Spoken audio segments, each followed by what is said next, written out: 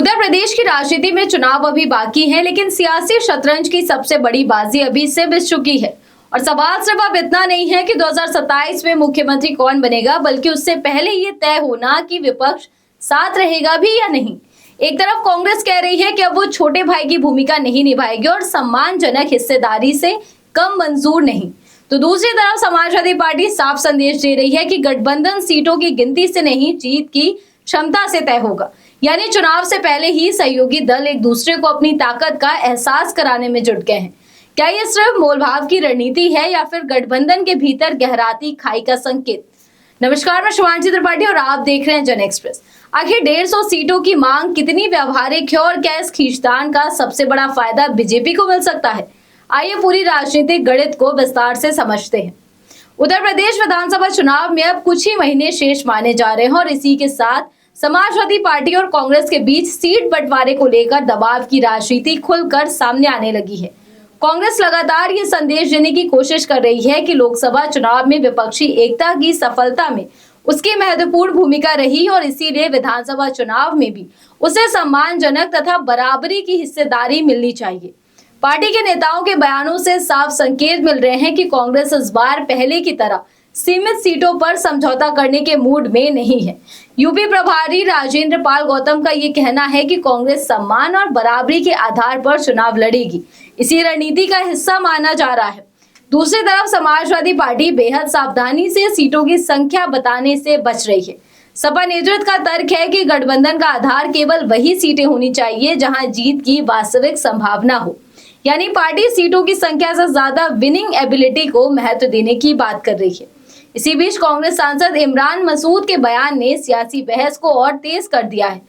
उन्होंने दावा किया कि 2022 के विधानसभा चुनाव में सपा 120 सीटें भी नहीं जीत पाई थी, जबकि 2024 के लोकसभा चुनाव में कांग्रेस के साथ गठबंधन के कारण सपा को बड़ा फायदा मिला और सीटों की संख्या बढ़कर 37 तक पहुंची।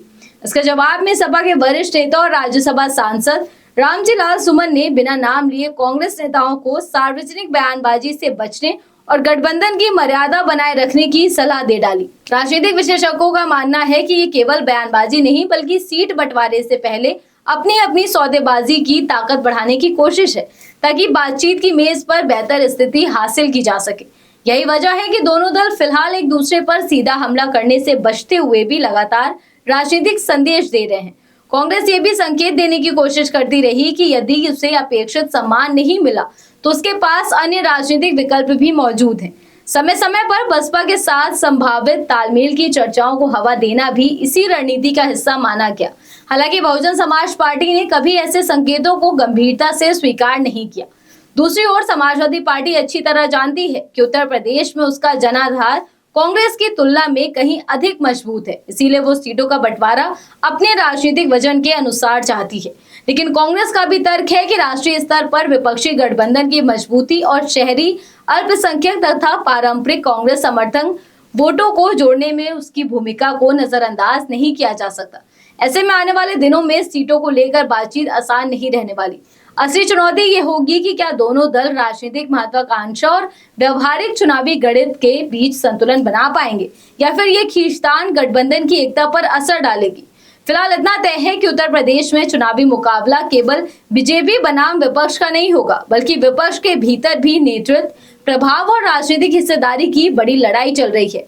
अब सभी की नजर इस बात पर होगी कि क्या समाजवादी पार्टी और कांग्रेस साझा फॉर्मूले पर सहमत होकर एकजुट चुनाव लड़ती हैं, या फिर सीटों की ये सियासी जंग विपक्षी गठबंधन के लिए नई मुश्किलें खड़ी कर देती है। तो सवाल अब यही है कि क्या कांग्रेस की 150 सीटों की मांग महज दबाव बनाने की रणनीति है, या फिर पार्टी इस बार वाकई बराबरी की साझेदारी बनना चाहती है? आपकी राय क्या है? क्या दोनों दल साथ मिलकर बीजेपी को चुनौती दे पाएंगे, या सीटों की ये लड़ाई विपक्षी एकता को और कमजोर कर देगी? फिलहाल आज इस खबर में बस इतना ही। देश दुनिया की और राजनीति से जुड़ी ऐसी तमाम खबरों को जानने के लिए आप जुड़े रहिए जन एक्सप्रेस के साथ। धन्यवाद।